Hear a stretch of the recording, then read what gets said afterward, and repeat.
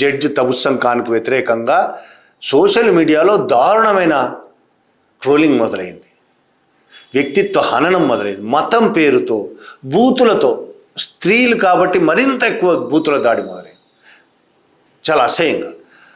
మొదటే తీర్పు వచ్చిన నెక్స్ట్ డేనే దూరదర్శన్ జర్నలిస్ట్ ఉన్నాడు ఒక ఆయన, శ్రీవాత్సవ్, అశోక్ శ్రీవాత్సవ్, అప్పుడు వీడియోలో కూడా చెప్పారు, ఆయన మొదలుపెట్టాడు ఫస్ట్. అసలు ఆయన ఆర్ఎస్ఎస్, ఆయనే మొదలుపెట్టాడు.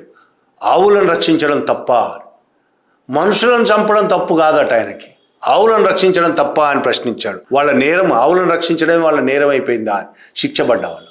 మర్డర్ చేశారు, ఇంకొకతన్ని మర్డర్ చేయడానికి ప్రయత్నించారు, అది కనబడలేదు ఆయన. అలాగే సుదర్శన్ టీవీ అని ఒకటి ఉంటుంది, సంగీల టీవీ, అది ఆ టీవీ తన రిపోర్టర్లందరినీ దింపి జడ్జికి వ్యతిరేకంగా రెచ్చగొట్టే ప్రయత్నం చేసింది అందరినీ, చుట్టుపక్కల ప్రజల్ని, ఎవరికైతే శిక్ష పడిందో వాళ్ళ తల్లిదండ్రులని. జడ్జికి వ్యతిరేకంగా, వాళ్ళు ముస్లిం కాబట్టి ఈ విధంగా చేసి ఉంటాడా మీరు అనుకుంటున్నారా? అట్లా ఆమె జడ్జి ముస్లిం కాబట్టి ఈ విధమైన శిక్ష చేసి ఉంటుందా? అవును అంటారు వాళ్ళు, ఏముంది అందులో. ఆ విధంగా రెచ్చగొట్టే ప్రయత్నము అక్కడ సుదర్శన్ టీవీ మొదటి రోజే డీడీ జర్నలిస్ట్ అశోక్ శ్రీవాత్సవ్ ట్విట్టర్లో రాశాడు.